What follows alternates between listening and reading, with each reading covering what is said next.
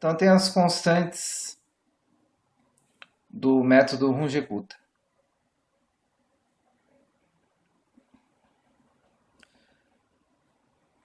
Então vimos a forma geral aí do método Runge-Kutta, mas agora a gente precisa, determinar como, né, como determina aquelas constantes, né? Ok? E a ideia é a seguinte, né? A gente vai igualar ele ao método de Euler. Okay? Então as constantes, né? Quais eram as constantes que a gente está falando, né? As constantes é A1 até AN, certo? São os coeficientes né, da combinação linear que monta a função φ, né, de incremento. E a gente tem também as constantes P, né? As constantes P. Ela vai de 1 até n-1. E temos as constantes Q, né? Que aí formam um triângulo, né? Q1, né? Q2, Q2, né? Até Q, n-1, 1, né? Que n-2, n-1, 2, até que n-1, n-1.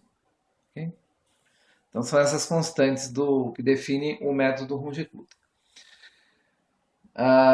Então agora a gente tem que igualar, né? Vamos fazer o de segunda ordem, né? Método de segunda ordem. Então, segunda ordem, como é que vai ser o Runge-Kutta? Ele vai ser y, né?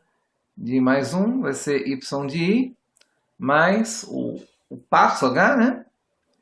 Vezes o A1 vezes K1, mais A2 vezes K2, certo? Que é a nossa função, né, de incremento. Né? Agora vamos pegar o seguinte, né? Quanto que é K1?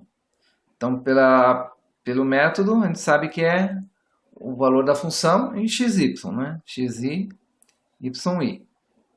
Ok? E quanto que é K2? Aí K2, a gente viu lá pelo método, né? Que é f de xi mais P1H, né? E outro termo que depende de K1, que é YI mais Q1, 1 vezes K1 vezes H. Ok? Agora o método está todo aqui. Agora a gente precisa igualar, né? Igualar ele ao método de Taylor para obter essas expressões, para obter esses coeficientes. Ok? Então, então vamos expandir, né? Expandir K2, né? Por Taylor, né? Em torno, né? De xi, yi. Okay?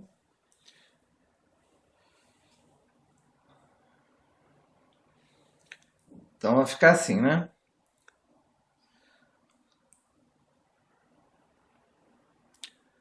f de xi mais P1H, yi mais Q11, né? K1H, vai ser o quê? Vai ser o f em xi, yi, mais agora a equação do plano aí, né?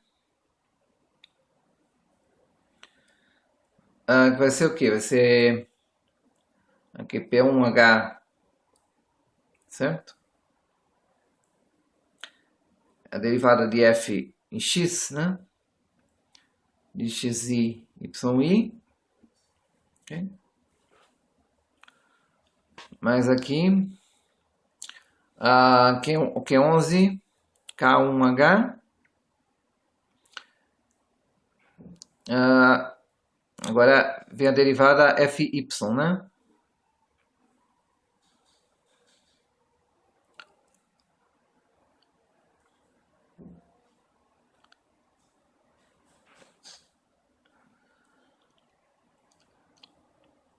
derivada fy vezes também a própria f, né? Okay? Isso no ponto x e y, né? Mais termos de segunda ordem, né? Termos em função de h quadrado. Né? Okay? Agora vamos substituir no Runge-Kutta, né? Então ele vai ficar lá com y de mais 1 é yi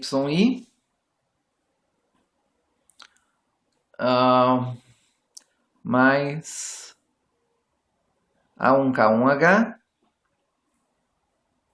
Okay? Então K1 é o próprio F, né?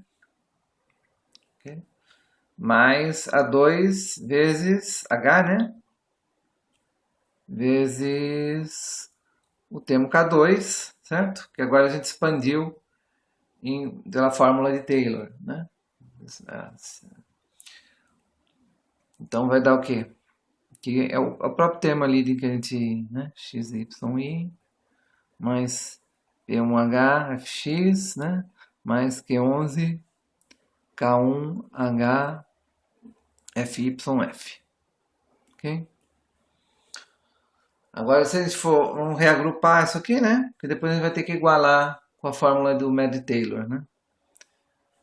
Então vai ficar assim, y1 mais a1 hf, né? Mais a2 hf mais a2 p1, isso, p1h quadrado, né? fx mais a2 que é 11 h ao quadrado fy f, ok? Então segura aqui, né? Agora aplicar o método da série de Taylor, né? De segunda ordem,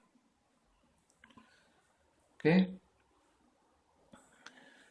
Então a gente vai pegar aqui, ó, y de mais 1, pela expressão do método de Taylor, o que é? O y de i mais f, né? Função f, xi, yi, vezes h, mais, aqui é a derivada de f, né? Em xi, yi, h ao quadrado sobre 2 fatorial. O que a gente vai fazer agora é aplicar aquela expressão lá do f', né? Que a gente estudou já no método de Taylor. Então vai ficar yi mais f de xi vezes h mais... E aqui é a expressão do Taylor, né? Então vai ficar alguma coisa em função de h ao quadrado sobre 2, né? Vezes aqui fx mais fy vezes f. Certo? E agora vamos agrupando, né? Vamos preparar aqui para igualar com a de cima, né? Y mais HEF, né? Mais h ao quadrado fx sobre 2, mais h ao quadrado fyf sobre 2. Então esse é o método de Taylor. E agora a gente vai ter que igualar essas duas aqui. Então, para que elas sejam, né, para formar uma identidade, né, essas duas expressões, né, sejam equivalentes para qualquer f, né, qualquer y, então a gente vai ter que igualar os termos aqui, né? Então, o termo que multiplica hf vai ser, né, daqui a 1 mais a2, né?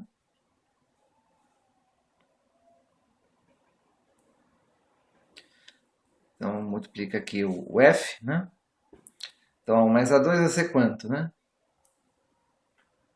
Aqui multiplica hf, né? Vai ser 1. Agora vamos ver o termo que multiplica os quadrados, né? Então temos um termo que multiplica H2FX, né? Termo H2FX. Então fica 2 vezes P1. Ele quanto que é? É meio, né? E esse outro termo multiplica FYF, né? Vai ficar A2 vezes Q11, né? Tem que ser igual a meio. Okay?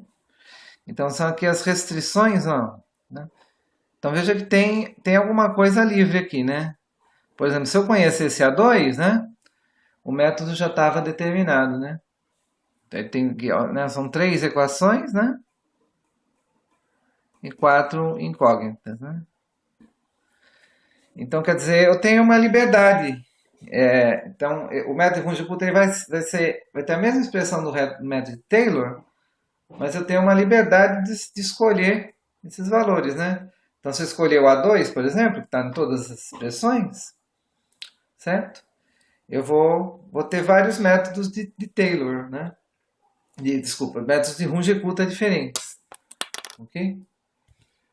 Então, quais são esses métodos, né? Então lembrando aqui, né? Eu tenho que A2, né? Como que é? Então, A1 mais A2 igual a 1, né? Tenho que A2 vezes P1 igual a meio. E A2 vezes Q11 igual a meio. Então, vamos fazer para A2 igual a meio, certo? A2 igual a meio, o que eu vou obter? Com A2 igual a meio, eu obtenho A1 é meio, certo? P1 é 1 e Q11 é 1. Então, como é que ficaria o método, né?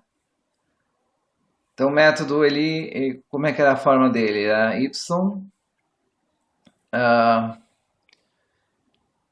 aqui, ó, y de i mais 1, né? É igual a y de i mais, aí seria A1 vezes, né, H,